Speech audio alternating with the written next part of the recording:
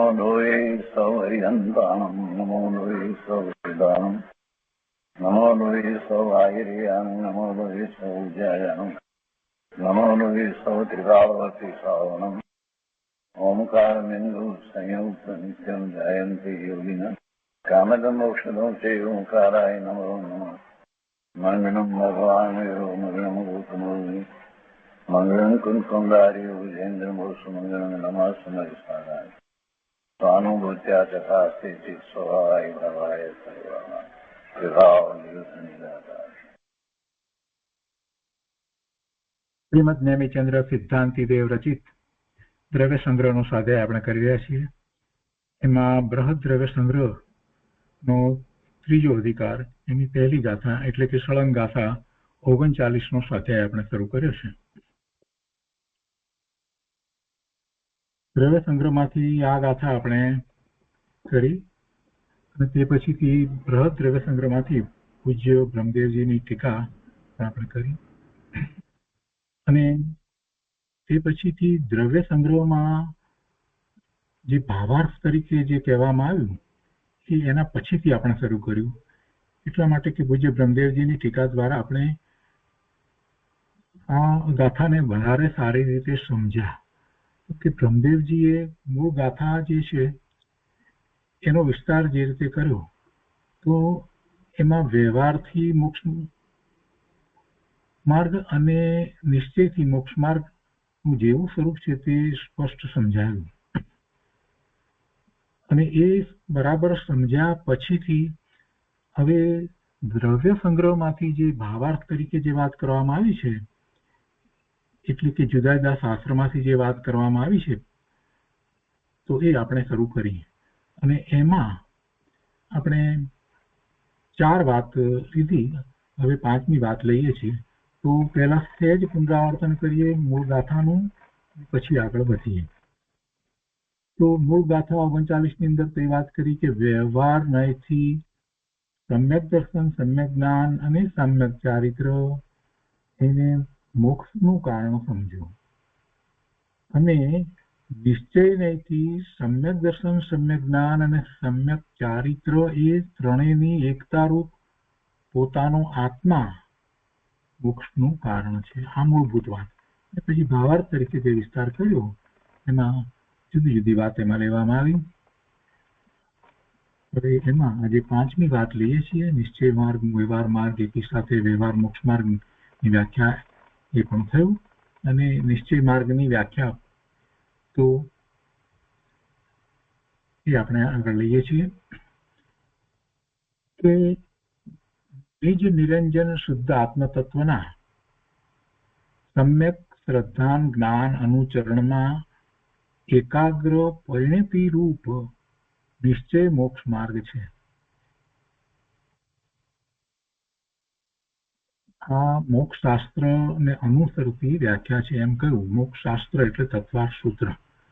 તત્વાર્થ સૂત્રની અંદર ઉમા સ્વાતીજી ભગવાને એમ કહ્યું કે સમ્યક દર્શન જ્ઞાન ચારિત્રાણી મોક્ષ માર્ગ. અને ગુરુદેવે એ વાતને સમજાવી કે પહેલા એને નિશ્ચયથી સમજો. નિશ્ચયથી એવો મોક્ષ માર્ગ છે. માત્ર વ્યવહારથી સમ્યક દર્શન જ્ઞાન ચારિત્ર અને મોક્ષ માર્ગ કહો છો તો વિકલ્પ થયો, એ તો માહિતી જ્ઞાન થયું. એ ભાવ જે છે એ સ્વભાવ થયો અને એ સ્વભાવ સાથે છે એવો સ્વભાવ સાથે હોય છે નિશ્ચય મોક્ષ માર્ગની અંદર.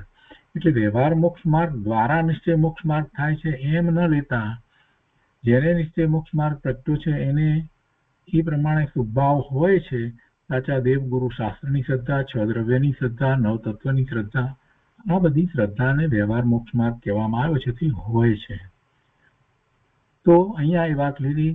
અહીંયા મૂળ ગાથામાં પણ એ વાત કરવામાં આવી છે કે શુદ્ધ આત્મતત્વના સમ્યક શ્રદ્ધા જ્ઞાન અનુચરણમાં એકાગ્ર પરિણતિ એટલે એવા પોતાના પરિણામ થાય ત્યારે નિશ્ચય મોક્ષ માર્ગ છે. એ છે કે આ ગાથા તથા ગાથા 40 પ્રમાણે નિશ્ચયથી સમ્યક દર્શન, જ્ઞાન અને સમ્યક ચારિત્ર જે નિજ આત્મા છે તે નિશ્ચય મોક્ષ માર્ગ છે. એવો આત્મા એ રીતે પરિણમેલો છે એ જ આત્મા મોક્ષ માર્ગમાં છે. એ પછીથી છઠ્ઠી વાત છે અહીંયા, ધાતુ પાષાણે અગ્નિવત સાધક વ્યવહાર મોક્ષ માર્ગ એ કથનનો અર્થ. તો જ્યાં ટીકામાં એ વાત કરવામાં આવી છે તો એને અહીંયા પણ લીધી છે કે દ્રષ્ટાંત હંમેશા એક દેશી હોય છે, સર્વાંશે લાગુ પડે નહીં. આ તો મૂળભૂત વાત છે. જ્યારે દ્રષ્ટાંત કાંઈ પણ આપતા હોય તો દ્રષ્ટાંતને પકડીને પેટા પ્રશ્ન ન કરવામાં આવે. દ્રષ્ટાંત કોઈ એક અપેક્ષાને સમજાવવા માટે હોય. આપણે કઈ દ્રષ્ટાંતને નથી સમજવું, વસ્તુને સમજવું જ છે. ત્યારે વસ્તુ સ્વરૂપને સમજવું હોય ત્યારે દ્રષ્ટાંત આપવામાં આવે. પછી કેટલાક લોકોને કાંઈ અભ્યાસ ન હોય એટલે ભાઈ દ્રષ્ટાંતમાં પાછો પેટા પ્રશ્ન કહે, પણ એમાં આમ દ્રષ્ટાંતમાં એમ થાય, પણ દ્રષ્ટાંત પ્રમાણે બધું થાય એમ નથી કેવું. દ્રષ્ટાંત ફક્ત એક જ અપેક્ષાને સમજાવવા માટે કહેવામાં આવે, સ્પષ્ટ કરવા માટે. અહીંયા કહે છે કે સોનાને પકવવામાં ઉપાદાન કારણ તો સોનું પોતે, એટલે કે સોનું શુદ્ધ પ્રાપ્ત કરવામાં ઉપાદાન કારણ તો સોનું છે. સોનાની ઓર છે, એટલે કે જે ખાણમાંથી નીકળે છે એ સુવર્ણ પાષાણ એને કહીએ અથવા સોનાની ઓર કહીએ, જે માટી સાથે ભળેલા સોનાના રજકણો સહિત જે વસ્તુ છે, તો એમાંથી સોનું પ્રાપ્ત કરવામાં સોનું છે તો પ્રાપ્ત થાય છે, એટલે ઉપાદાન કારણ તો સોનું પોતે છે અને તેની યોગ્યતા છે. પણ યોગ્યતા પણ એવી છે ને જે સોનું છૂટું પડી શકે એવી. પણ નિમિત્ત અગ્નિ જો હોય, અગ્નિ નિમિત્ત હોય ત્યારે એનાથી એ પાષાણ રજકણોથી છૂટું પડે. બીજા કોઈમાં ઉચિત નિમિત્તપણાની યોગ્યતા નથી.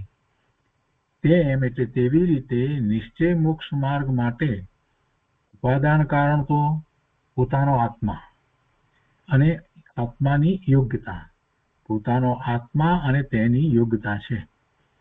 પણ નિમિત્ત વ્યવહાર મોક્ષ માર્ગ જ હોય, બીજા કોઈ ભાવમાં ઉચિત નિમિત્તપણાની યોગ્યતા નથી. એટલે દ્રષ્ટાંતમાં બે ભિન્ન ઉદ્ગળ પદાર્થો છે, બે ભિન્ન ઉદ્ગળ પદાર્થ છે દ્રષ્ટાંતની અંદર. તો સોનું છે, અગ્નિ છે.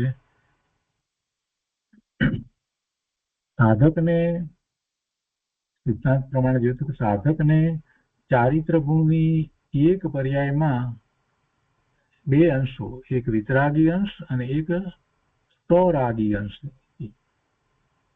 સાધકને ચારિત્ર ગુણની એક પર્યાયમાં બે અંશો, એક વિતરાગી અંશ અને એક સ્વરાગી અંશ છે. સાધક છે ને એટલે અગ્નિ જેમ નિમિત્ત તરીકે વ્યવહારને સાધક છે અને સોનું જે છે તે પ્રાપ્ત થાય છે, તો તેમ વ્યવહાર મોક્ષ માર્ગ નિમિત્ત તરીકે વ્યવહારને એ સાધક છે. નિમિત્ત તરીકે સાધક એ વ્યવહારને છે, એટલે કે ઉપચારથી સાધક છે, ખરેખર સાધક નથી. તો ખરેખર સાધક કોણ છે? ખરેખર સાધક તો આત્મા છે અને એની યોગ્યતા છે. ખરેખર સાધક હોય તો તે વ્યવહાર એવું નામ પામે નહીં. એટલે ખરેખર એ સાધક નથી, વ્યવહાર મોક્ષ માર્ગ છે તે. સાતમી વાત કરે છે શાસ્ત્રની ગાથા 45, જે વ્યવહાર ચારિત્ર સંબંધી છે, તથા ગાથા 49, જેમાં મંત્રો જપવા તથા પંચ પરમિષ્ટિનું ધ્યાન કરવા જણાવ્યું છે, તો તે વ્યવહાર મોક્ષ માર્ગને પ્રરૂપે છે. એ વ્યવહાર મોક્ષ માર્ગને પ્રરૂપે છે. આ વ્યવહાર જ છે. આવો વ્યવહાર કેવો વ્યવહાર છે કે મંત્ર જપવા, પંચ પરમેષ્ઠીનું ધ્યાન કરવું વગેરે જે વાત જે કરવામાં આવી છે એ બધું એ વ્યવહાર મોક્ષ માર્ગને પ્રરૂપે છે. એટલે કે નિશ્ચય મોક્ષ માર્ગમાં જે પ્રવર્તે છે એને હોય છે, સાથે હોય છે. એ પછી આઠમું, સાધક વ્યવહાર નય. એમાં કહે છે કે વ્યવહાર નય શું છે? આ અધિકારમાં તથા બીજા સ્થળોએ વ્યવહારને નિશ્ચયનો સાધક કયો છે, ત્યાં દરેક સ્થળે તે સાધક વ્યવહારને હોવાથી તેનો અર્થ નિમિત્ત માત્ર છે એમ સમજવું.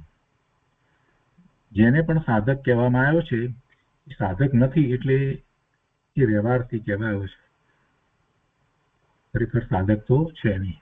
તો ત્યાં દરેક સ્થળે તે સાધક વ્યવહારને કહેવાયો છે, તો એનો અર્થ શું થયો કે નિમિત્ત માત્ર છે, ઉચિત નિમિત્ત છે એમ સમજવું. ખરેખર એ કઈ નિશ્ચયને સાધતો નથી.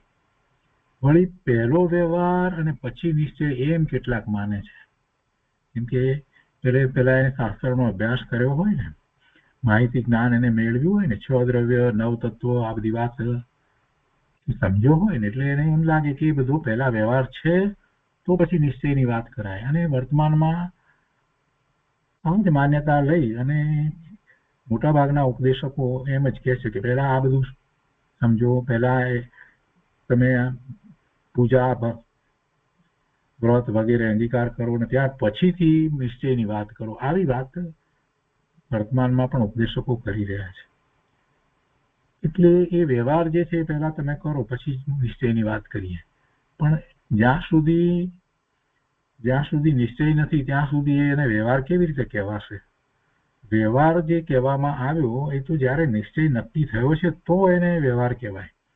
નિશ્ચયનું ઠેકાણું ન હોય ને વ્યવહાર કેવો એ વાત જ યોગ્ય નથી.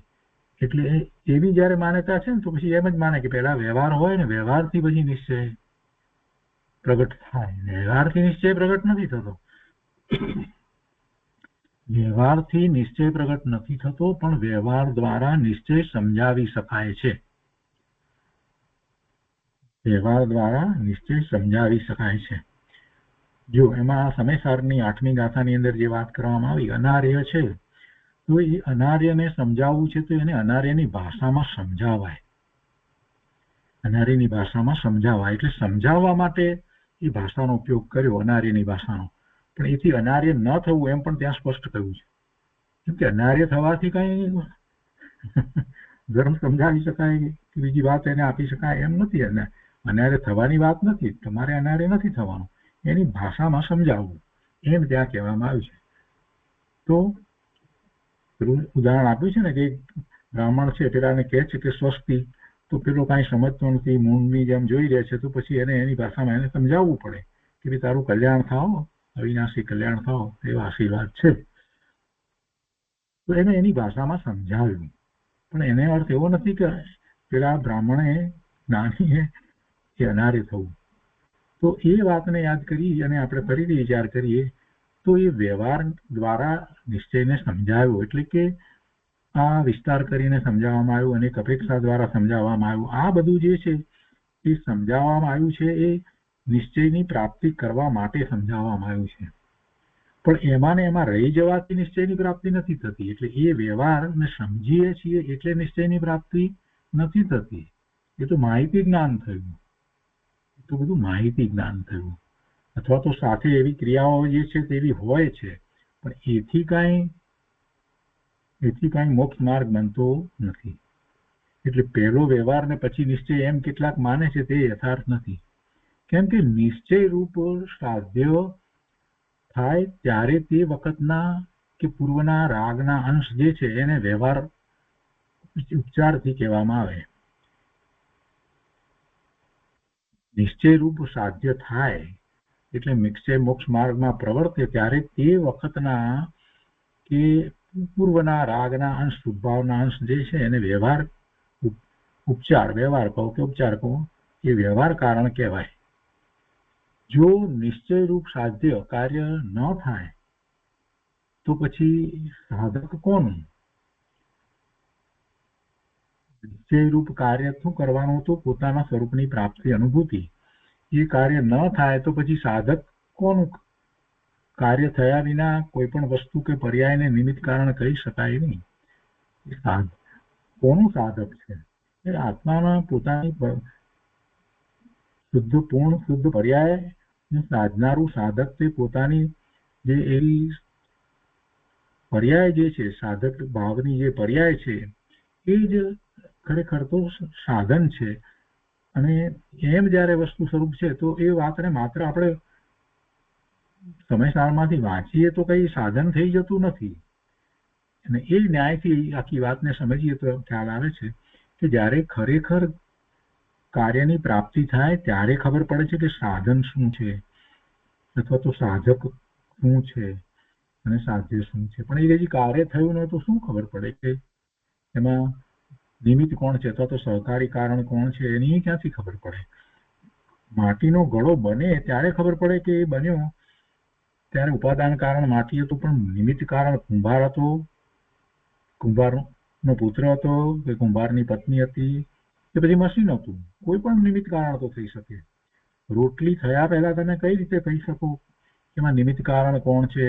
એ રોટલી કરનારી બહેન છે કે ત્યાં રસોઈયો ઉભો છે એ છે? કોણ છે તમે કેવી રીતે કહી શકો? જ્યાં સુધી રોટલી બની જ નથી ત્યાં સુધી એને નિમિત્ત કેવી રીતે કહેવાય? એ નિમિત્ત કહી શકાય નહીં. એટલે આખી વાત જુદી રીતે છે, કેમ કે નિમિત્ત ગમે તે હોય પણ એ ઉચિત હોય. રોટલી બને તો તવી વેલણ એ જ નિમિત્ત હોય? ના, એવું નથી. રોટીમેટિક મશીન હોય એ પણ નિમિત્ત હોય. એટલે એમાં તમે રોટલી થયા પછી કહી શકો કે ઉપાદાન કારણ તો એ લોટ છે, પણ નિમિત્ત કારણ કોણ હતું? એટલે એ જે નિમિત્ત જે છે એ વ્યવહાર છે. તો વ્યવહારનો ખ્યાલ ક્યારે આવે કે એ કાર્ય થાય ત્યારે, એ વાત અહીંયા કરી છે. કે જો નિશ્ચયરૂપ સાધ્ય એટલે નિશ્ચયરૂપ કાર્ય ન થાય તો સાધક કોનું? કાર્ય થયા વિના કોઈ પણ વસ્તુ કે પર્યાયને નિમિત્ત કારણ કહી શકાય નહીં. કાર્ય વિના કારણ કોનું કહેવું? માટે કાર્ય થયા પહેલા તે વખતનો રાગાંશ, રાગનો અંશ કે પૂર્વનો રાગનો અંશ, એ વ્યવહાર મોક્ષ માર્ગ, એ સાધક એવું નામ પામે નહીં. કાર્ય થાય પછી એ નામ પામે. 9મી વાત છે નિશ્ચય સાધક. આ વ્યવહાર સાધકની વાત લીધી ને, સાધક વ્યવહારને. હવે નિશ્ચય સાધક પુરુષ, તે જ આત્મા જ. પુરુષ કહેતા અહીંયા આત્મા સમજવાનો.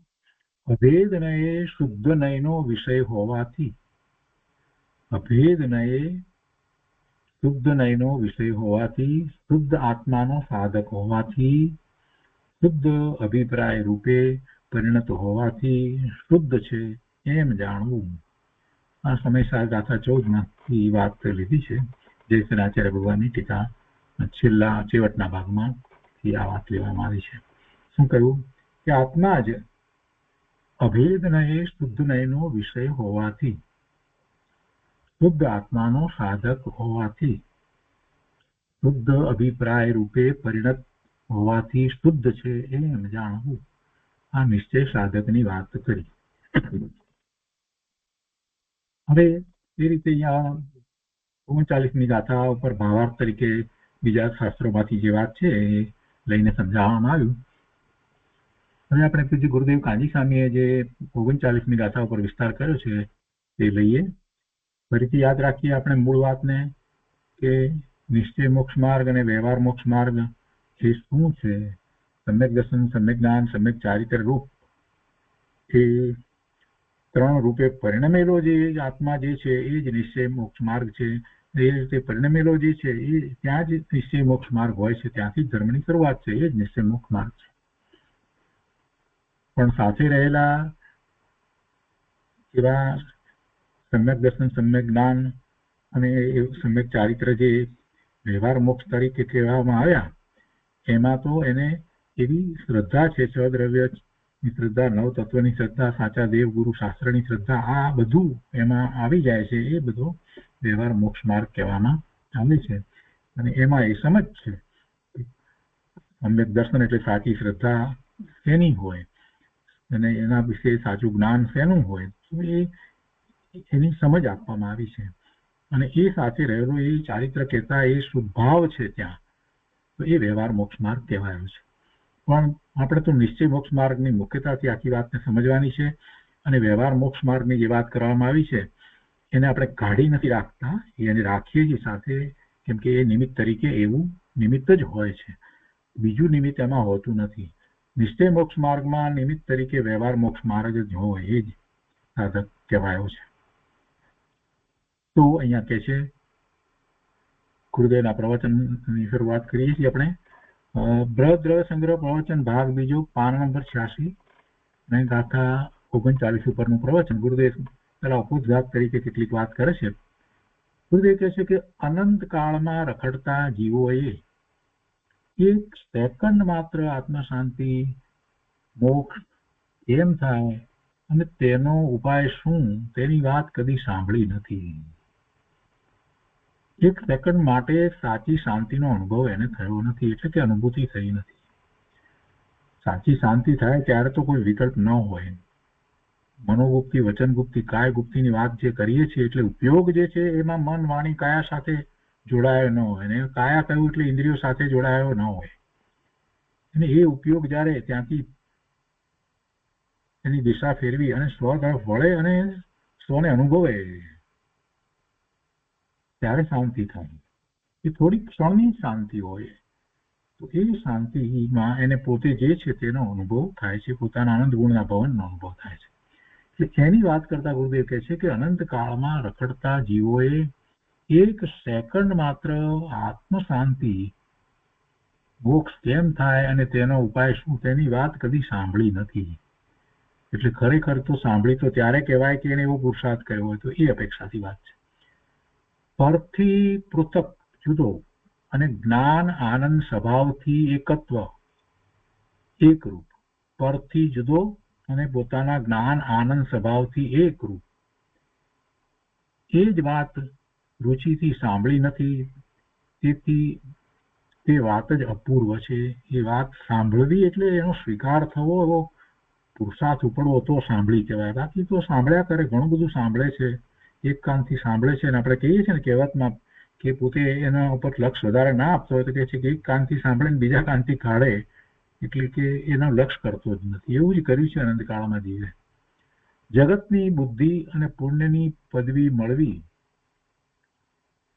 તે કાંઈ અપૂર્વ વાત નથી. અપૂર્વ વાત તો આ છે, પોતાના જ્ઞાન આનંદ સ્વભાવની વાતને જેમ જીનવાણીમાં કહેવાય છે એ રીતે સાંભળી, સ્વીકાર કરી અને પુરુષાર્થ કરવો એ અપૂર્વ છે. બાકી જગતની બુદ્ધિ અને પુણ્યની પદવી મળવી તે કાંઈ અપૂર્વ નથી. પરથી વિકારથી જુદો અને સ્વથી એકત્વ એ વાત સંવત્સરણમાં અનેક વાર સાંભળી પણ અંતર્મુખ વાસ્તવિક દ્રષ્ટિથી સમજ્યો નહીં. સંવત્સરણમાં તો સાંભળીને તો આવ્યો આજીવ, પણ પ્રમાદ કર્યો, એને અંદરમાં ઉતારી નહીં, એ વાતનું એનું હાર્દ, એનું રહસ્ય એ પામ્યો નહીં, એટલે વાસ્તવિક દ્રષ્ટિથી સમજ્યો નહીં. તેથી સત સાંભળ્યું જ નથી એમ આચાર્ય ભગવાને કહ્યું છે. સત સાંભળ્યું નથી. કૃપાળુદેવ પણ કહે છે કે સત એને ક્યારેય સાંભળ્યું જ નથી, સતનો સ્વીકાર નથી થયો. આ સત છે. પોતાની સત્તા એનો સ્વીકાર થાય તો પછી બહારમાં એ ક્યાંય જાય જ નહીં, પોતાની સત્તામાં જ રહે. અહીં મોક્ષ માર્ગ શું છે તે બધે જણાવે છે. 39મી ગાથા હવે વિસ્તાર કરતા ગુરુદેવ કહે છે કે જો આ ગાથામાં જાણ એમ કહીને આવો મોક્ષ માર્ગ જાણવાનો આદેશ આપે છે. જાણ એમ કહ્યું ને, જાણ એટલે તું જાણ એમ, એટલે આદેશ આપ્યો. ઉપદેશાત્મક કથન થઈ ગયું. જાણ એટલે ગાથાના ભાવાર્થમાં ગુરુદેવ કહે છે કે સમ્યક દર્શન, જ્ઞાન, ચારિત્ર એ ત્રણેયનો અવિરોધી સમુદાય તેને મોક્ષનું કારણ વ્યવહાર નહીંથી હે શિષ્ય જાણ. અને નિશ્ચયથી સમ્યક દર્શન, જ્ઞાન, ચારિત્ર રૂપ જે આત્મા છે તેને મોક્ષનું કારણ જાણ. જો જિજ્ઞાસાથી સાંભળવા આવ્યો છે તેને સંભળાવે છે. ગુરુદેવ એક વાત અહીંયા કહે છે કે આ વાત જે પોતે સાંભળવા આવ્યો છે, જેને ભવના ભ્રમણનો થાક લાગ્યો છે, એને સમજાવવામાં આવે છે. કોઈને જઈને સામેથી સમજાવવા જઈએ તો એ કઈ વાતને સમજવાનો નથી. સમજવાની જેને ગરજ છે, ખૂબ ગરજ થઈ છે, એ આવ્યો છે શ્રી ગુરુના ચરણે, તો એને શ્રી ગુરુ એવો ઉપદેશ આપે છે. કોઈ સાંભળવા માટે આવ્યો જ નથી તો કે સામેથી જઈને કોઈને સંભળાવીએ ને સમજાવીએ તો એ પામી જાય, એવું વસ્તુનું સ્વરૂપ જ નથી. ઉદાહરણ દ્વારા ગુરુદેવ અહીંયા વાતને સમજાવી છે. કોઈ કહે છે કે ભગવાન મહાવીર તકડાલ કુંભારને ઘેર સમજાવવા ગયા હતા, પણ તે વાત ખોટી છે. એવું હોય નહીં, એવું થાય જ નહીં. મહાવીર સ્વામી ભગવાન તીર્થંકર પરમાત્મા તકડાલ કુંભારને ઘેર સમજાવવા ગયા હતા. અરે પ્રભુને વળી એવા રાગ ક્યાંથી આવે? એ તો પોતાના સ્વરૂપમાં સ્થિર થયા પછી ક્યાંથી હોય? અરે છદ્મસ દશાની અંદર પણ નહીં કેવળ જ્ઞાન પ્રગટ કર્યા પહેલા પણ એમને એવો રાગ ઉત્પન્ન નથી થતો, કેમ કે એ તો પોતાના સ્વરૂપમાં સાતમા ગુણસ્થાનની દશામાં છે ને પછી એમાંથી જરાક બહાર આવે છે ને પાછા છઠ્ઠેથી પાછા સાતમે થાય છે. આવી તો અદભુત દશા હોય છે, એ જ તપ છે.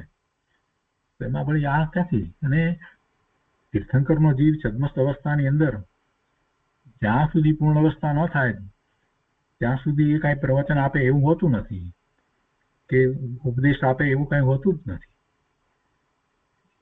કેમ કે એમના થકી તો પૂર્ણ દશા કેમ પ્રાપ્ત થાય? વસ્તુનું સ્વરૂપ પૂર્ણ સર્વજ્ઞતા આવ્યા પછીની જે વાત જે છે એનો જ ઉપદેશ આવવાનો છે ઓમકાર ધ્વનિમાં. અને એવો ઉપદેશ આપવાનો જયારે એટલે એમને એવી સર્વજ્ઞતા પ્રગટ થઈ છે ત્યાર પછીથી એમને તો કોઈ વિકલ્પ ઉઠતો નથી. તો પછી એ જે તીર્થંકર નામ ગોત્ર બંધાયું હતું એટલે સ્વયં એને કારણે ઓમકાર ધ્વનિ એમના શરીરમાંથી પ્રગટે છે અને એ દ્વારા જ્ઞાન પ્રકાશ થાય છે. એટલે ભગવાન તીર્થંકર ભગવાનનો જીવ દીક્ષા ગ્રહણ કર્યા પછીથી મૌન થાય છે છદ્મસ્ત અવસ્થાની અંદર, એટલે કે કેવળ જ્ઞાન થાય ત્યાં સુધીના સમયમાં એ કાંઈ ઉપદેશ આપતા જ નથી. અને પછી એમના થકી ઉપદેશ આવે છે તે વખતે પોતે તો પોતાના સ્વરૂપમાં સ્થિર થયા છે, પણ છતાંય એવો ઉપદેશ આવે છે, એવો જ નિમિત્ત નિમિત્તિક સંબંધ છે કે શરીરમાંથી ઓમકાર ધ્વનિ દ્વારા જ્ઞાન પ્રકાશ ફેલાય છે. એટલે આ બધી વાતો, બધી જોડી કાઢેલી વાતો લોકો પોતાની કલ્પના એ બધી વાતો ઊભી કરે છે. કેટલા બધા જે છે પ્રથમાન યોગની જે વાતો વાર્તાઓ જે છે ને એ લખનારાઓને તો ખ્યાલ પણ નથી કે આત્મા કેવો, આત્માનું સ્વરૂપ, આ બધી વાતની ખબર નથી. અને એવા લોકોએ ઘણી બધી વાતો જોડી કાઢી છે, લોકોને રસ પડે એવી વાર્તાઓ કરી છે. અને એને કેટલાક લોકો વાણિયાને ઘેરે જન્મ્યા એ માને કે એ બધી ધર્મની વાત છે. એ ધર્મની વાત નથી, વાર્તાઓ છે. અને એમાં મોટાભાગની વાર્તાઓ સિદ્ધાંતથી વિરુદ્ધ વાત કરનારી વાતો છે. એટલે જાતે સિદ્ધાંત શાસ્ત્રોનો સારી રીતે અભ્યાસ કરી અને પછી નિર્ણય કરવો જોઈએ કે આવું હોય કે ન હોય. ગુરુદેવે અહીંયા એ વાત સમજાવી છે. કોઈ કહે છે કે ભગવાન મહાવીર સકડાલ કુંભારને ઘેર સમજાવવા ગયા હતા, પણ તે વાત ખોટી છે. કેમ કે નિર્ગ્રંથ મુનિ 3 કષાય રહિત, નિર્ગ્રંથ મુનિ 7મા 6ઠા ગુણસ્થાને ઝૂલતા, જેને 3 કષાયની ચોકડીનો તો અભાવ થયો છે, માત્ર સંજોલન કષાય જ રહ્યો છે, એ વિતરાગી છે. અને એ પણ 7મે 6ઠે ઝૂલતા મુનિરાજ છે. તે પણ કોઈ ગ્રહસ્થને ઘેર સમજાવવા માટે ન જાય, એ પણ નથી જતા. તો પછી આ તો તીર્થંકર ભગવાન તો ક્યાંથી જાય? તીર્થંકર ભગવાન તો ઇન્દ્ર રચિત સમવસરણમાં જ બિરાજે છે, સમવસરણમાં જ બિરાજે છે, અને ત્યાં જ એમની ઓમકાર ધ્વનિ છૂટે છે અને કેટલા લાખો જીવો એને ગ્રહણ કરે છે. દેવો આવીને, કેટલા બધા દેવો આવે છે ત્યાં ભગવાનની વાણી સાંભળવા માટે થઈને. દિવસમાં 3 વાર એવી ધ્વનિ છૂટે છે. એટલા બધા ગણધર ભગવાન, આચાર્ય ભગવાન, ઉપાધ્યાય ભગવાન, મુનિ મહારાજ બિરાજે છે 7મા 6ઠા ગુણસ્થાનની દશાની અંદર છે. એવા કેટલાય 5મા ગુણસ્થાનની દશામાં છે એવા સમ્યક દ્રષ્ટિ બિરાજે છે. 4થા ગુણસ્થાનની દશામાં છે એવા સમ્યક દ્રષ્ટિ બિરાજે છે. જેમને આવો પુરુષાર્થ ઉપડ્યો છે એવા સમ્યક તો સન્મુખ જીવો ત્યાં બિરાજી રહ્યા છે. કેટલા તિર્યંચો છે એમાં, એ જીવોની અંદર મનુષ્યો છે, બધા છે. 12 પ્રકારની સભા કહેવામાં આવે છે. ત્યાં પ્રભુની દિવ્ય ધ્વનિ છૂટે છે. એટલે ગુરુદેવ કહે છે કે તીર્થંકર ભગવાન તો ઇન્દ્ર રચિત સમવસરણમાં જ બિરાજે છે, સંપૂર્ણ વિતરાગ અને કેવળ જ્ઞાની છે. તો તે કુંભારને ઘેર કેમ જાય? કુંભારને ઘેર ન જાય. અને કદાચ કોઈ અહીંયા દલીલ કરે કે ના ના, એ તો છદ્મસ્ત અવસ્થામાં ગયા, તો પણ અહીંયા ગુરુદેવે એ વાત તો પહેલા જ કહી દીધી કે છદ્મસ્ત અવસ્થામાં નિર્ગ્રંથ મુનિ, એને 3 કષાયનો અભાવ થયો છે, એ પણ વિતરાગી છે અને એ પણ કોઈ ગ્રહસ્થને ઘેર સમજાવવા માટે ન જાય. સામેથી કોઈ સમજાવવા જાય એવું હોતું જ નથી, વસ્તુનું સ્વરૂપ નથી. મોક્ષ માર્ગ પ્રકાશકમાં કહે છે કે ધર્મના લોભી જીવ ધર્મ સાંભળવાને આવે. ધર્મના લોભી જીવ એટલે જેને ધર્મની જ રુચિ થઈ છે, બસ મારે તો ધર્મ પામવો જ છે, સાચો ધર્મ પામવો જ છે. તો એવા ધર્મના લોભી જીવ ધર્મ સાંભળવાને આવે તો આચાર્ય છે તે ધર્મ સંભળાવે છે. એનો અર્થ એમ છે કે જેને ધર્મની દરકાર નથી તેને પરાણે સમજાવવું એવો માર્ગ નથી. મુનિઓ પણ કોઈને ઘેર સમજાવવા ન જાય. તો તીર્થંકર વિતરાગ કોઈને ઘેર સમજાવવા જાય એમ કદી બને નહીં. હવે એક તરફ ઉદાહરણ આપીને વાત લીધી છે ગુરુદેવે કે દુકાને માલ લેવા આવે તેની મહત્તા છે, એને બધી દુકાનમાં જોઈ, એ માલ બધો જોઈને એને લાગે આવડી મોટી દુકાન, આ હતી આટલી બધી વેરાયટી વગેરે વગેરે વગેરે. પણ જે કાપડીઓ પોટલા બાંધી ઘેર ઘેર વેચવા જાય તેની મહત્તા શું? એની કાંઈ મહત્તા નથી હોતી. તેમ મુનિ હો કે ગણધર હો, કોઈ ગ્રહસ્થને ઘેર સમજાવવા જાય તે વસ્તુસ્થિતિ નથી, એટલે એ વાત હોતી નથી.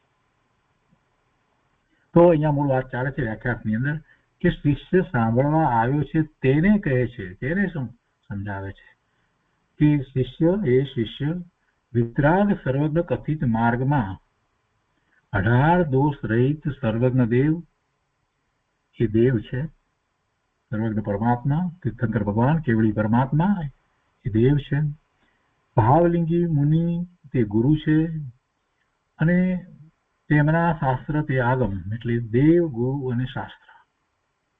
તેને યથાર્થપણે જાણે તો વ્યવહાર સંકિત છે. દેવ, ગુરુ, શાસ્ત્રને જ યથાર્થપણે જાણે એને વ્યવહાર સંકિત છે, પુણ્ય છે. હજુ તે પણ ધર્મ નથી, નિશ્ચય સંકિત નથી. નિશ્ચય સંકિત થાય ત્યાંથી તો મોક્ષ માર્ગની શરૂઆત થાય, ધર્મની શરૂઆત થાય. એટલે હજુ આ ધર્મ નથી, પુણ્ય છે, શુભ ભાવ છે. સર્વજ્ઞ ભગવાને સ્વદ્રવ્ય અનાદિ અનંત સત કયા છે. અનાદિ અનંત સત કયા છે, એટલે કે જેનું અસ્તિત્વ છે, જેનું હોવાપણું છે, જેની સત્તા છે, એવા 6 દ્રવ્ય અનાદિથી છે, એનો અંત નથી, એવા અનંત કાળ સુધી રહેવા વાળા છે. તો એ સત કયા છે? તેથી નક્કી થાય છે કે 6 દ્રવ્ય છે તો કાળ દ્રવ્ય પણ છે. તો કાળ દ્રવ્ય તેમાં એક સંપ્રદાય ઉપચાર માત્ર કહીને કાઢી નાખ્યું છે. શ્વેતાંબરમાં એને ઉપચાર માત્ર કહ્યો છે. 5 દ્રવ્ય કહે છે, 6ઠું કાળ દ્રવ્યને તો ઉપચાર માત્ર કહે છે, દ્રવ્ય તરીકે એને માન્યું નથી. ગુરુદેવ એ વાતને અહીંયા સમજાવે છે કે એમાં એ મતમાં, તેના મતમાં દેવ, ગુરુ, શાસ્ત્રનું સ્વરૂપ સર્વજ્ઞના માર્ગથી વિપરીત છે. કેમ વિપરીત છે? કઈ અપેક્ષાથી? કે કેટલીક વાત જે સિદ્ધાંતની વાત જે છે એને સમજવાનો પ્રયત્ન કર્યા વગર કાઢી નાખવામાં આવી છે. 6 દ્રવ્યની જગ્યાએ 5 દ્રવ્ય માનવા અને કાળને ઉપચાર માત્ર માનવો એ વાત બરાબર નથી. કેમ કે કાળ ને પર્યાય તરીકે જયારે તમે સ્વીકાર કરો તો એ પર્યાય કોની? દ્રવ્ય વિના પર્યાય હોય નહીં. દ્રવ્ય વિના પર્યાય તો હોય નહીં. સિદ્ધાંત અપેક્ષાએ વિચાર કરીએ તો એ દ્રવ્ય હોવું જ જોઈએ. બરાબર છે, એ બહુ પ્રદેશી નથી, એક પ્રદેશી છે. પ્રદેશ એનો એક જ હોય, તેથી કરીને એને દ્રવ્ય તરીકે ન માનવું એ વાત બરાબર નથી. ભગવાનના જ્ઞાનમાં એવી વાત આવે નહીં. શું કહે છે ગુરુદેવ? કે તેના મતમાં દેવ, ગુરુ, શાસ્ત્રનું સ્વરૂપ સર્વજ્ઞના માર્ગથી વિપરીત છે. એટલે ઘણી બધી વાત બીજી પણ સાથે કહેવી છે, એટલે એ રીતે વાત લેવી છે કે વ્યવહાર શ્રદ્ધા એટલે શુભ રાગ. તેમાં 6 દ્રવ્યને જુદા જુદા માને, કોઈને લઈને કોઈ છે એમ ન માને, અને દેવ, ગુરુ, શાસ્ત્ર, નવતત્વ 6 દ્રવ્યને યથાર્થ રૂપે માને, ત્યારે તો હજુ ગૃહિત મિથ્યાત્વનો ત્યાગ થાય છે. તો પહેલા તો આ સાચી શ્રદ્ધા હોવી જોઈએ. આમાં જ ભૂલ હોય ત્યાં સુધી તો ગૃહિત મિથ્યાત્વનો ત્યાગ થતો નથી. જ્યારે સાચા દેવ, ગુરુ, શાસ્ત્ર, નવતત્વ, 6 દ્રવ્યો આ બધાને જેમ છે તેમ એ માને શ્રદ્ધે, ત્યારે તો હજી આ ભાવમાં જે પકડાઈ ગયું છે મિથ્યાત્વ, એ ગૃહિત મિથ્યાત્વ છે. તો ત્યાં સુધી હજી આ વર્તમાનનું ગૃહિત મિથ્યાત્વ એ છૂટ્યું. અને હવે અગૃહિત મિથ્યાત્વનો ત્યાગ કરવા માટે, અગૃહિત મિથ્યાત્વ જે અનાદિનું ચાલ્યું આવે છે એનો ત્યાગ કરી અને સમ્યક્ત્વ પ્રગટ કરવા માટે હવે પુરુષાર્થ થાય છે. પણ પહેલી ભૂલ ધર્મના નામે વિપરીત માન્યતા કરવામાં આવે તો ગૃહિત મિથ્યાત્વ થયું. તો ગૃહિત મિથ્યાત્વમાં જે અટક્યો છે એને અગૃહિત મિથ્યાત્વ અનાદિનું ચાલ્યું આવે છે, તો ક્યાંથી જવાનું છે? ગુરુદેવ કહે છે કે હજુ તો ગૃહિત મિથ્યાત્વનો ત્યાગ થાય છે. ક્યારે થાય છે? સાચા દેવ, ગુરુની શ્રદ્ધા, નવ તત્વની શ્રદ્ધા, 6 દ્રવ્યની શ્રદ્ધા. હા, હજી કઈ સમ્યક દર્શન નથી થયું. અને આને વ્યવહાર સમ્યક દર્શન કહેવું હોય તો કહેવાય, પણ ક્યારે કહેવાય? કે જ્યારે સમ્યક દર્શન પ્રગટ થાય ત્યારે આપણે પહેલા જ વાત કરી એ પ્રમાણે, કેમ કે વ્યવહાર સમ્યક દર્શન છે તે નિમિત્ત છે, અને નિમિત્તનો આરોપ ક્યારે આપી શકાય? જ્યારે કાર્ય થાય ત્યારે. અહીંયા આગળ કહે છે કે સ્વતંત્ર દ્રવ્ય ગુણ પર્યાયનું સ્વરૂપ તથા કાળ દ્રવ્ય અસંખ્યાતા ત્રિકાળવર્તી છે, તે જેણે નથી માન્યા તે બધા ગૃહિત મિથ્યા દ્રષ્ટિ છે. સ્વતંત્ર દ્રવ્ય ગુણ પર્યાયનું સ્વરૂપ, દરેક દ્રવ્ય સ્વતંત્ર છે, સ્વતંત્ર છે ને એના ગુણો એમાં જે રહ્યા છે તેમ જ રહે છે, એનું પરિણામ અંદરમાં જે ચાલે છે તે તેમ જ ચાલે છે, એની પર્યાય જે સમયે સમયે બદલાય છે તે તેમ જ છે, એનું જેવું છે તેવું સ્વરૂપ જાણવું, અને એમાં 6 દ્રવ્યનું એમ સ્વરૂપ જાણવાનું. એટલે કાળ દ્રવ્ય, 6 દ્રવ્ય અને 9 તત્વ એ બધાને જેમ છે તેમ શ્રદ્ધવા જોઈએ. કાળ દ્રવ્ય અસંખ્યાતા છે, ત્રિકાળવર્તી છે, 3 કાળે છે. કાળ દ્રવ્ય એક કાળાણું છે અને એની સંખ્યા અપેક્ષાએ જોઈએ તો અસંખ્યાત છે. લોકાકાશના દરેક પ્રદેશે એક કાળાણું રહ્યો છે, એ દ્રવ્ય છે, અને એનું પોતાનું પરિણમન જે થાય છે એ એની પર્યાય છે, જેને આપણે સમય કહીએ, એક સમય કહીએ છીએ, તે એક સમય, સેકન્ડ વગેરે એ એની પર્યાય છે. તો એવા કાળ દ્રવ્ય કાળાણું અસંખ્યાત છે, ત્રિકાળવર્તી છે, 3 કાળે છે, ભૂતકાળમાં હતા, વર્તમાનમાં છે, ભવિષ્યમાં છે, અને એની પર્યાય દ્વારા તો આપણે કાળ નિશ્ચિત કરીએ છીએ. પણ તેને જેણે નથી માન્યા તે બધા ગૃહિત મિથ્યા દ્રષ્ટિ છે, તેને તો ધર્મની ગંધ પણ નથી. ગુરુદેવે જરા કડક વાત કરી દીધી છે, પણ ગુરુદેવનો આશય એટલો છે કે ભાઈ તમે 6 દ્રવ્યને જેમ છે તેમ યથાર્થ માનો. પંચાસ્તિકાયની અંદર કાળ દ્રવ્યની જે વાત કરવામાં આવી છે, ત્યાં શાસ્ત્રનું નામ પંચાસ્તિકાય કહ્યું એટલે 5 દ્રવ્ય છે એમ નથી કહ્યું. કાય તરીકે, અસ્થિ તરીકે 6 છે, અને કાય તરીકે પંચ અસ્થિકાય, 5 જે છે એ બહુપ્રદેશી છે. એમાં પરમાણુ છે એ બહુપ્રદેશી નથી, પણ એ સ્કંદમાં જે જોવા મળે છે, એક પરમાણુ જે છે છૂટો પડે ને ફરી પાછો સ્કંદમાં જોડાય છે, એમ ચાલ્યા કરે છે, તો એ અપેક્ષાથી એને બહુપ્રદેશીપણું પણ છે, એટલે એને કાય છે, ઉદ્ગલાસ્તી કાય એમ કહેવામાં આવ્યું છે. બાકી બીજા બધા દ્રવ્યોને આપણે જાણીએ છીએ એ પ્રમાણે જીવ દ્રવ્ય જે છે એના પ્રદેશ અસંખ્ય છે. ધર્માસ્તિકાય એના પણ લોકાકાશ જેટલા પ્રદેશ છે, અધર્માસ્તિકાયના પણ જેટલા લોકાકાશ જેટલા પ્રદેશ છે, અને આકાશના તો અનંત પ્રદેશ છે. અહીંયા કહે છે કે એક દ્રવ્ય બીજાના કારણે પર્યાય કરે. બીજી વાત લેવી છે, પરિણમનની વાત કરવી છે ને. ગુરુદેવ કહે છે કે એક દ્રવ્ય બીજાના કારણે પર્યાય કરે, એવું વસ્તુ સ્વરૂપ છે જ નહીં. દરેક દ્રવ્ય પોતે પોતાથી જ પરિણમી રહ્યું છે. કર્મના કારણે જીવને વિકાર કે અવિકાર થાય, એમાં તો શું થયું? બીજું દ્રવ્ય થયું કર્મ. તો એને કારણે જીવને વિકાર અવિકાર થાય, અને એક દ્રવ્ય બીજાના કારણે પર્યાય કરે, એના પરિણામ બદલાય એમ માને તેને દ્રવ્યની સ્વતંત્રતા માની નથી, દ્રવ્યના સ્વતંત્ર પરિણમન ને માન્યું નથી. દ્રવ્યનું સ્વતંત્ર અસ્તિત્વ અને દ્રવ્યનું સ્વતંત્ર પરિણમન, આ બંને વાતને બરાબર માનવાની છે. એક દ્રવ્ય બીજા દ્રવ્યના પરિણમન કરાવી શકતો નથી. એ દ્રવ્ય ભેગા થઈ અને કોઈનું પરિણમન કરાવે એમ પણ નથી. એક દ્રવ્ય પોતાનું પણ પરિણમન કરે અને બીજાનું પણ પરિણમન કરાવે એવું વસ્તુ સ્વરૂપ જ નથી. અહીંયા કહે છે કે દેહ આદિ જળ દ્રવ્ય જીવની ઈચ્છાથી પલટે છે એમ માનનારને સ્વદ્રવ્યની સ્વતંત્રતાની ખબર નથી. એટલે કે શરીરના કાર્યો હું કરી શકું છું, હું શરીરને જેમ ઈચ્છું તેમ હલાવી ચલાવી શકું છું, એવું જે માને છે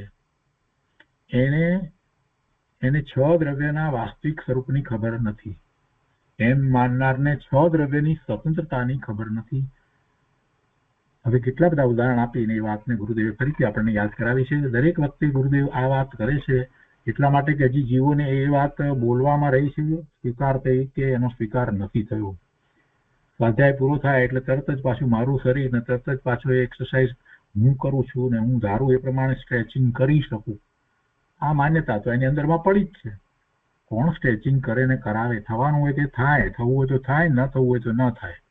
પણ અંદરમાં પેલું પડ્યું છે ને એટલે શું થાય છે, એટલે એને નવી નવી ઈચ્છા થાય છે. શરીર સંબંધીની પણ એવી નવી નવી ઈચ્છા થાય છે ને. એટલે ગુરુદેવ આપણને વારંવાર શા માટે કહે છે એનું જરાક કારણ વિચારવું જોઈએ આપણે, કે વારંવાર કેમ ગુરુદેવ આની આ જ વાત કર્યા કરે છે. પણ ભાઈ આપણને નથી બેઠું, તો આપણે તો બોલીએ છીએ માત્ર એટલું, એ બેઠું જ નથી. તો બેઠું હોય તો શું થાય, તો નવી નવી નવા નવા આયોજનનો વિકલ્પ આવે જ નહીં. પરનું કરતાપણું આપણને જે પડ્યું છે, શરીરનું કરતાપણું ને બીજા બધાનું કરતાપણું પડ્યું છે, એટલે એ કરી શકું છું એવું અંદરમાં છે, એટલે તો નવું આયોજન થાય છે, નવા આયોજનનો વિકલ્પ આવે છે. તો નવા આયોજનનો વિકલ્પ આવે નહીં, ને આવ્યો હોય તો એ પાછો એની સાથે જોડાય નહીં, થાય તો થાય, દ્રષ્ટાજ્ઞાતા થઈ જાય. ઈચ્છાઓ કેમ ઉત્પન્ન થાય છે, ઈચ્છાઓ કેમ ઉત્પન્ન થાય છે, કેમ કે હું કરી શકું છું એ અંદરમાં હજી પડ્યું છે, એટલે ખૂબ ઈચ્છા થાય છે. જો એ વાતનો બરાબર સાચો સ્વીકાર થઈ ગયો હોય તો ઈચ્છા ઉત્પન્ન થાય ત્યાં જ બે મંદ પડી જાય, અરે એ કોણ કરે, કોને ખબર, એ શું, એ મારું કાંઈ કામ નથી, વાત નીકળી જાય બહાર. એમ કરીને જે કાંઈ પણ કરવાની ઈચ્છા થાય એમાંથી બહાર નીકળી જાય. પણ તેથી એની ઈચ્છા ન થવાથી કાંઈ બહારમાં જે કંઈ પદાર્થોના કાર્યો છે એ અટકી જવાના નથી, એ તો અટકવાના નથી, એ તો થવાના છે, તે થઈને જ રહેશે, એ થવાના છે તે થઈને જ રહેશે. પણ એનું કરતાપણું છૂટી જાય છે, કરતાપણું છૂટી જાય છે તો એ રીતે એને ઈચ્છાઓ સાથે જોડાવાનું, નવી નવી ઈચ્છાઓ કરવાનું, એવા આયોજનો કરવાનું, એ બધું પણ મંદ પડી જાય છે. અને આમ મંદ પડી જાય છે તો એ સ્વ તરફ વળે છે ને એટલો સમય મળે છે ને અવકાશ મળે છે. પરનો અકર્તા થવા માટે ગુરુદેવે આ બધી વાત કરી છે. ભાઈ તું પરનો અકર્તા છો એવો સ્વીકાર માત્ર બોલવામાં કરે એથી નહીં, તને ખરેખર વાસ્તવમાં એમ થઈ જાય તો એ બધું ગૌણ થઈ જાય. કાર્ય થશે, નહીં થાય એવું કઈ નથી, ન થાય એવી તો કોઈ વાત છે જ નહીં. કેમ કે દરેક દ્રવ્ય પરિણમે છે, એના સ્કંદ પણ પરિણમે છે, એ બધું પરિણમવાનું કઈ અટકી જવાનું છે? તારી ઈચ્છા નહીં થઈ એટલે કઈ પરિણમવાનું બધાને અટકી જવાના છે? કાંઈ કોઈનું કાંઈ અટકવાનું નથી. આ વાત ગુરુદેવ આપણને એટલા માટે કહે છે, અહીંયા કહે છે ગુરુદેવ કે એક દ્રવ્ય બીજાના કારણે પર્યાય કરે, કર્મના કારણે જીવને વિકાર અવિકાર થાય એમ માને તેને દ્રવ્યની સ્વતંત્રતા માની નથી. દેહ આદિ જળ દ્રવ્ય જીવની ઈચ્છાથી પલટે છે એમ માનનારને છ દ્રવ્યની સ્વતંત્રતાની ખબર નથી.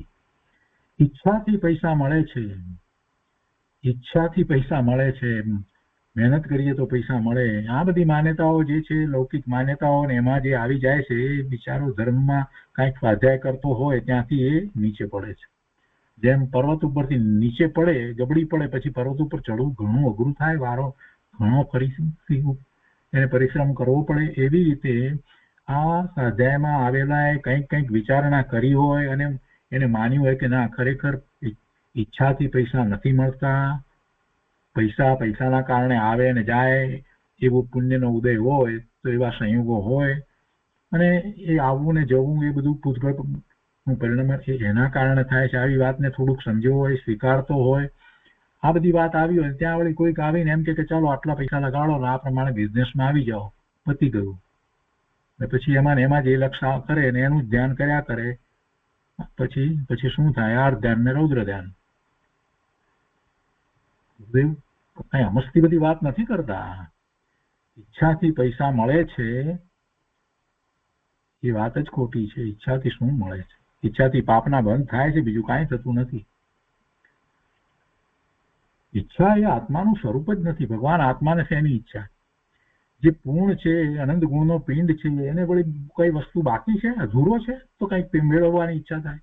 વસ્તુ જ પૂર્ણ છે, વસ્તુ પૂર્ણ છે એનો સ્વીકાર કરવાને બદલે એ બહારમાં ને બહારમાં જ રહ્યો છે. વળી આગળ ગુરુદેવ કહે છે કે વ્યવહારથી પરનું કરી શકાય છે, અમે બીજાના કાર્યો કરીએ, અમે બધાને મદદ કરીએ, વગેરે વગેરે, એમ માનનારે કોઈ વસ્તુનો સ્વતંત્ર પરિણામી સ્વભાવ માન્યો નથી. કોઈ વસ્તુનો સ્વતંત્ર પરિણામી સ્વભાવ માન્યો નથી. એટલે કે કોઈ પણ વસ્તુ સ્વતંત્ર જ પરિણમે છે એવું, એક પણ વસ્તુ સ્વતંત્ર પરિણમે છે એવું એને માન્યું નથી. વસ્તુનો સ્વભાવ સ્વતંત્ર પરિણમવાનો જ છે.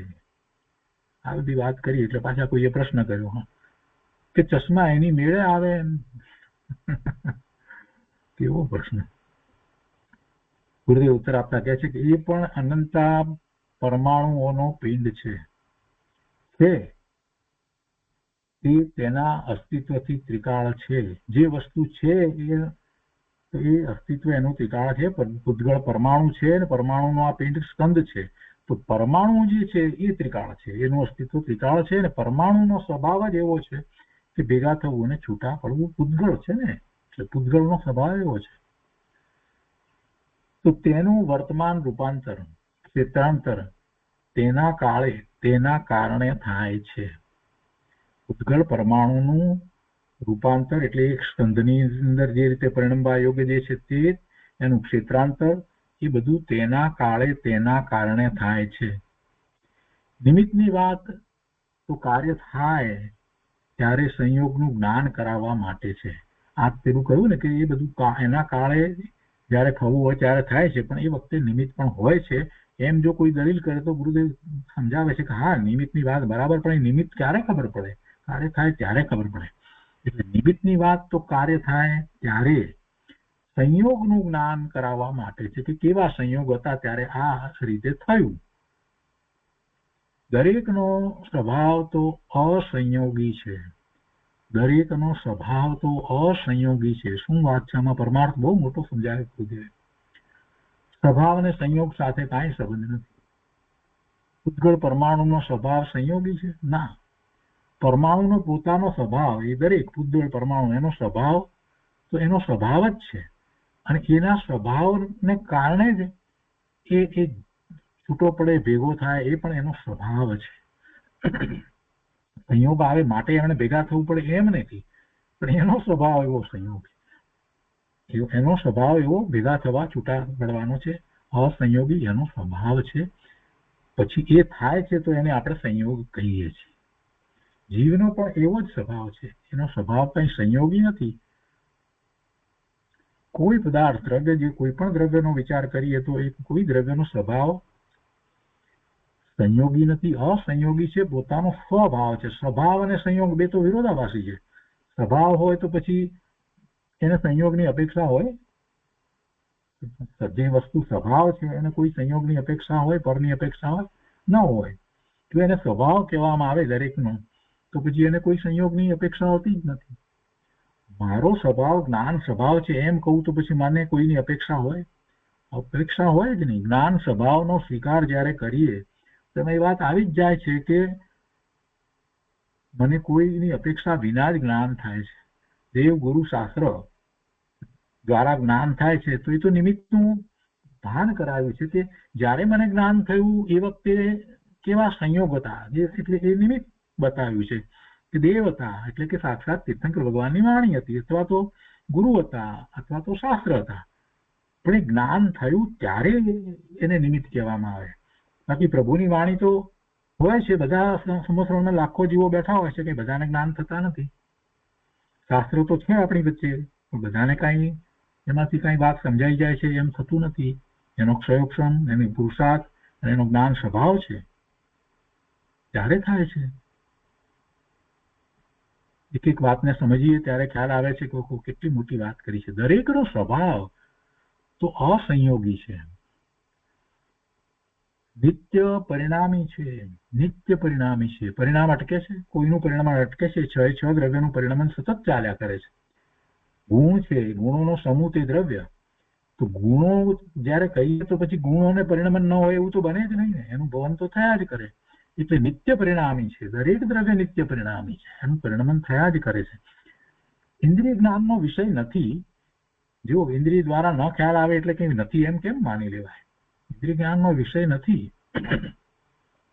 નિત્ય પરિણામી છે. દરેક દ્રવ્ય નિત્ય પરિણામી છે. અને નિમિત્ત આધીન જેની દ્રષ્ટિ છે તે સ્વતંત્ર વસ્તુ સ્થિતિ જાણી શકતો નથી. બસ નિમિત્ત આધીન જેની દ્રષ્ટિ છે, નિમિત્તને જુએ છે, તો એ પછી વસ્તુના સ્વતંત્ર પરિણમનને, વસ્તુની સ્વતંત્રતાને એ સમજી શકતો નથી. વસ્તુના સ્વતંત્ર અસ્તિત્વને એ બધાને એ જાણી શકતો નથી. નિમિત્ત આધીન દ્રષ્ટિ, પરાધીન દ્રષ્ટિ છે. પણ પોતાની માન્યતા પ્રમાણે પછી એ ઊંધું દેખે છે. જળ કર્મો જીવને સંસારમાં રખડાવે છે એમ એ પછી નિમિત્તાધીન દ્રષ્ટિવાળો એમ જ કહે છે, માને છે. જડ કર્મો જીવને સંસારમાં રખડાવે એમ જે કહે છે તેણે જીનેશ્વર ભગવાનને તથા દ્રવ્યો જુદે જુદા છે એમ જાણ્યું નથી. ભગવાનની વાણીમાં એવી વાત આવે નહીં. અને દ્રવ્યો જુદા જ છે. એક દ્રવ્ય બીજા દ્રવ્યનું કાર્ય કરે નહીં. કોઈના દ્રવ્ય સાથે ભેગા થઈ જાય એમ બને નહીં. નહીં તો આ જગતનો નાશ થાય. અને કોઈ દ્રવ્યનું કાર્ય કોઈ બીજું કરાવી શકે નહીં, કરે નહીં. એવું વસ્તુ સ્વરૂપ જ નથી. કેમ કે એક દ્રવ્યનું પરિણમન જો બીજું દ્રવ્ય કરાવે તો ત્રીજું દ્રવ્ય કે મારે પણ એનું પરિણમન કરાવવું છે, ચોથું કે મારે પણ કરાવવું છે, તો પેલા પહેલા દ્રવ્યનું થાય શું? એનું અસ્તિત્વ જ રહે નહીં. એટલે એવું વસ્તુ સ્વરૂપ નથી. દરેક દ્રવ્ય પોતે પરિણમે છે, જાતે પરિણમે છે. આગળ કહે છે કે સમયસારમાં રાગ આદિને કર્મકૃત કયા છે. કેમ કે પ્રથમ તો જેણે પરથી ભિન્નપણાની શ્રદ્ધા વડે નક્કી કર્યું છે કે રાગ નિશ્ચયથી પોતાની યોગ્યતાથી પોતાની ભૂલના કારણે સ્વતંત્રપણે કરે તો થાય છે. રાગ કોઈ કરાવતું નથી. સમયસારમાં રાગ આદિને કર્મકૃત જયારે કયા છે ને ત્યારે એ પાછળનું કારણ છે, એમાં દ્રષ્ટિ પ્રધાન ગ્રંથ છે. અને દ્રષ્ટિ પ્રધાન ગ્રંથમાં ત્રિકાળી ધ્રુવ વસ્તુ જે છે એની દ્રષ્ટિ કરાવવી છે. તો ત્યારે જીવને આ પરિણામ, રાગના પરિણામ એને પોતાની પર્યાયમાં થાય છે, છતાં પણ એને કર્મકૃત કહી દીધા છે. કર્મકૃત કયા છે તો એની પાછળનું એ રહસ્ય છે કે જો એ પોતાના પરિણામ જ્યાં સુધી કર્યા કરશે તો ત્યાં સુધી એની દ્રષ્ટિ તો પર્યાય તરફ જ રહેશે. મારા પરિણામ, તો પછી પોતાના પરિણામ, શુદ્ધ પરિણામ, અશુદ્ધ પરિણામ એની ભેળસેળ કરશે તો પછી એને નિર્મળ પરિણામ થશે ક્યાંથી? એટલે એને એક વખત સ્વીકાર કરાવી દીધો કે એ પરિણામ તારી પર્યાયમાં થઈ રહ્યા છે, પણ એ પરિણામ જે છે એ કઈ તારો સ્વભાવ નથી, તારા સ્વભાવને અનુસરીને થતા નથી. તો કેમ થાય છે? તો કે એ સમયની તત્કાલ એ સમયની યોગ્યતા એવી છે એટલે એવા પરિણામ છે. કે એવી યોગ્યતા કેમ છે? કેમ કે તું સ્વભાવ બાબત થતો નથી, આત્માનું લક્ષ કરતો નથી, સ્વભાવથી ચ્યુત થઈ અને બહારમાં લક્ષ કરે તો એવા જ પરિણામ થાય ને. એટલે એનો અર્થ શું થયો? બહારમાં લક્ષ કરે છે, સ્વભાવ ભાવે થતો નથી, એનો અર્થ શું થયો? કે જે ઉદય આવ્યા છે, ઉદય કર્મના ઉદય જે છે એ કર્મના ઉદય સાથે જોડાય છે ત્યારે એવા પરિણામ થાય છે. એટલે એ પરિણામમાં મૂળ વાત શું આવી? તો કે કર્મના ઉદય એની વાત આવી. કર્મના ઉદય સાથે જોડાઈ અને એવા શુભ અને અશુભ ભાવના પરિણામ કયા ને એટલે કર્મકૃત કહી દીધા. થાય છે પોતાની પર્યાયમાં, પણ કર્મકૃત એટલા માટે કયા. પણ એ કર્મ કરાવે છે એમ નથી. ત્યાં પછી સ્વતંત્રતા બતાવી દીધી કે ભાઈ જો તારે ન કરવા હોય એવા પરિણામ તો તું ન કરી શકે. એટલે શું કે છે? જો સમયસારમાં રાગ આદિને એ પરિણામ જીવના છે, કર્મકૃત કયા છે. કેમ કે પ્રથમ તો જેણે પરથી ભિન્નપણાની શ્રદ્ધા વડે નક્કી કર્યું છે,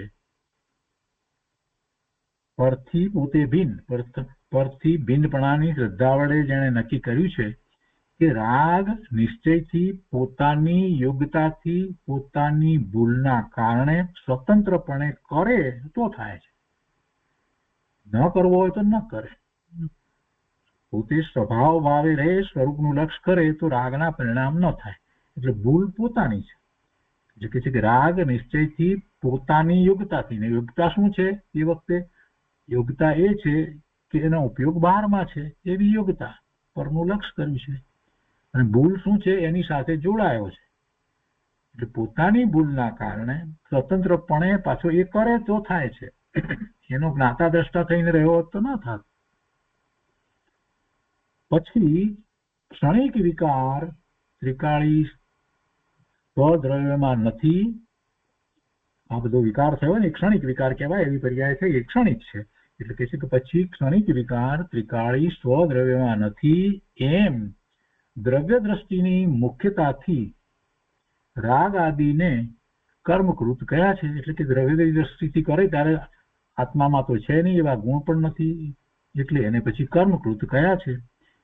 તેથી ત્યાં પણ જળ કર્મ જીવને રાગ કરાવે છે એવો અર્થ થતો નથી, પણ એ પોતાની યોગ્યતાથી પોતાની ભૂલના કારણે સ્વતંત્ર કરે તો થાય છે. એટલે એક તરફ એને કર્મકૃત કયા છતાં પણ એકલું ફક્ત કર્મકૃત કર્મ કરાવે છે એમ નથી કહ્યું, પોતે કર્મની સાથે જોડાઈ, ઉદય સાથે જોડાઈ અને પોતે કરે તો થાય છે. એટલે કે છે કે તેથી ત્યાં પણ જળ કર્મ જીવને રાગ કરાવે છે એવો અર્થ થતો નથી. કેમ કે એ વાતનો તો પ્રથમ જ નકાર કર્યો હતો. કેમ કે એક દ્રવ્ય બીજા દ્રવ્યના પરિણામ ન કરે, ન કરાવે એ વાત તો પહેલા જ કહી દીધી. એટલે કર્મ છે તે જુદું દ્રવ્ય છે, જળ દ્રવ્ય છે. ભગવાન આત્મા પોતે ચેતન છે, ચેતનના પરિણામ કર્મ કરાવે કરે નહીં. પછી કહે છે કે પૈસા પૂતગળ આપણે દઈએ તો દેવાય એમ માન્યું, તેણે ત્રિકાળી પૂતગળ દ્રવ્યને ઉડાડી નાખ્યું છે. પૈસા કોણ, આત્મા ક્યાંથી પૈસા પકડે ને ગ્રહે ને આપે ને લે ને એ બધું કાર્ય આત્માનું છે. કૃપાળુદેવે પણ એ તો વાત કરી કે ભાઈ તું એક તણકલાના 2 ટુકડા કરી શકે નહીં, આત્મા કરી શકે નહીં. ભગવાન આત્મા એક તણકલાના 2 ટુકડા કરી શકતો નથી. પછી કહે છે કે પૈસા પૂતગળ આપણે દઈએ તો દેવાય એમ માન્યું, તેણે ત્રિકાળી પૂતગળ દ્રવ્યને ઉડાડી નાખ્યું છે. તેથી તેની વ્યવહાર શ્રદ્ધા પણ સાચી નથી. સ્વદ્રવ્ય સ્વતંત્ર માનવાની તાકાત નથી, તેનામાં ગૃહિત મિથ્યાત્વના ત્યાગરૂપ પુણ્યની પણ લાયકાત નથી. જો કડક થઈને ગુરુદેવે વાત કરી છે, પણ બહુ વાતને પકડવા જેવી છે, હૃદયમાં બેસાડવાની છે. સ્વદ્રવ્ય સ્વતંત્ર માનવાની તાકાત નથી. ભાઈ તાકાત અંદરમાં પડી છે, પણ અહીંયા એ દાખવતો નથી તાકાત. એટલો મોહમાં અંધ થઈ ગયો છે ને મોહ, એટલે દ્રવ્ય સ્વતંત્ર માનવાની તાકાત નથી, તેનામાં ગૃહિત મિથ્યાત્વના ત્યાગ રૂપ પુણ્યની પણ લાયકાત નથી. બહુ સરસ વાત કરી. અને હવે પછી એક પ્રશ્ન આવશે અને એનો ઉત્તર પણ આવશે. ગુરુદેવે ઘણું બધું અહીંયા સમજાવ્યું છે, આપણે શાંતિથી બધું સમજશું, કેમ કે આ જ પ્રયોજન છે, જે સમજવાનું છે તો આ છે. તો આજનો સ્વાધ્યાય આપણે અહીંયા સુધી રાખીએ છીએ.